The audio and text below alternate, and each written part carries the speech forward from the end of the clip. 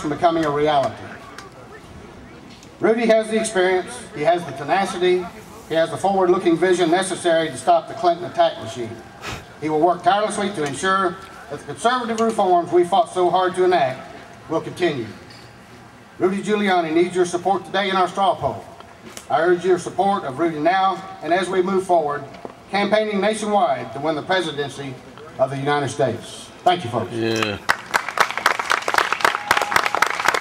All 10 people. Thank you, Mike.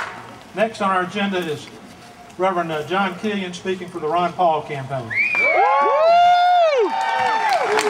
There you go. In 1861, Alabamian William Lowndes Yancey stood to the podium in Montgomery, Alabama to introduce Jefferson Davis with the cry, "The man and the hour have met." This afternoon, I wish to say that we're in a precarious hour. Uncertainty abounds as our federal debt continues to climb. Our borders remain porous. The dollar worth less on the international market than in over a generation, and our own tax dollars spread across the globe and in our own country on cockamamie schemes with no constitutional authority. We see treaties, legislation, and executive orders constantly proposed and enacted which would hand over our national sovereignty to international authority. Yes, the hour is needy. Yet with hope in my heart, with uplifted voice, with amplified cheers, I wish to stand with a throng of patriots, ever growing and increasingly fervent, to announce that the man and the hour have met. The hour is now, and the man is Ron Paul!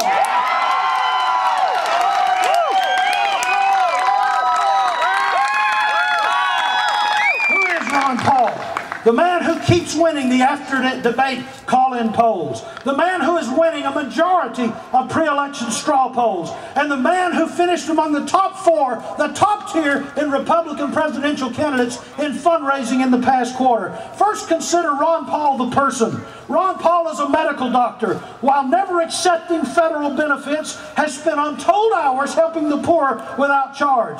Ron and Carol Paul are the proud parents of 5 and grandparents of 17. A believing Christian, Ron Paul led the Texas delegation in 1976 for the greatest president in our lifetime, Ronald Wilson Reagan.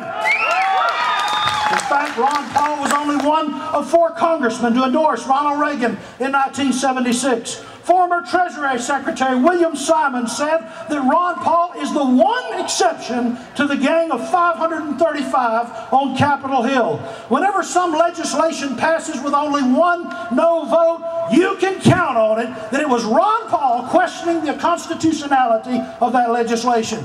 But let's consider Ron Paul the platform. What does Ron Paul stand for? As a congressman, Ron Paul never voted for a tax increase. Did you hear that? He never voted for a tax increase.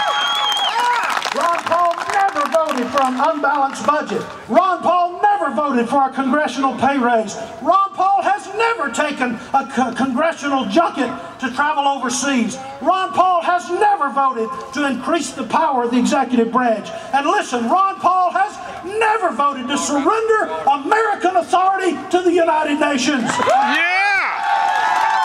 And hear me, never one time, not one time, has Ron Paul voted to limit the rights of citizens on gun ownership. Your strongest Second Amendment pro-gun candidate is Ron Paul. Ron Paul doesn't participate in the Congressional Retirement Program. Listen, Ron Paul has introduced legislation to abolish the IRS and end the federal income tax. Ron Paul has the nickname Dr. No due to his opposition in spending that's not specifically authorized in the U.S. Constitution. Wouldn't you just love to give the veto pen to Dr. Paul, Dr. No, to really get serious about limiting the size of government? Consider, if you would, Ron Paul in the poll today. What difference does this poll make?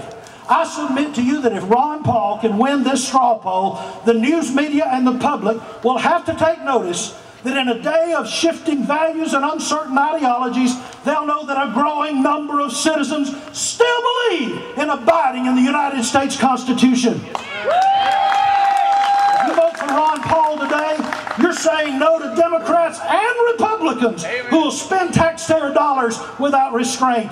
You'll be saying no to the ever-spiraling increase in the size of government. Hear me today.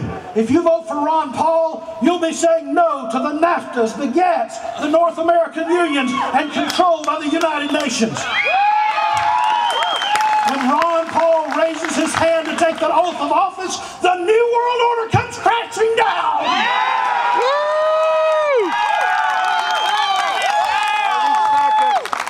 Today you can vote pragmatically, or you can, once in your life, make a powerful statement. A statement for American sovereignty, a statement for the Constitution, and a statement for liberty. Join with me in standing tall, standing for conviction, in lifting high the principles of our founders and the principles of Reagan by voting today and February the 5th for Ron Paul! Ron Paul! Ron Paul! Ron Paul! Ron Paul! Ron Paul!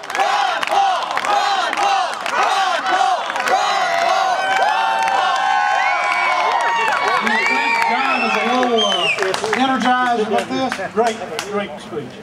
All right, our last presidential campaign, Governor Romney's, will be spoken for by Marty Connors.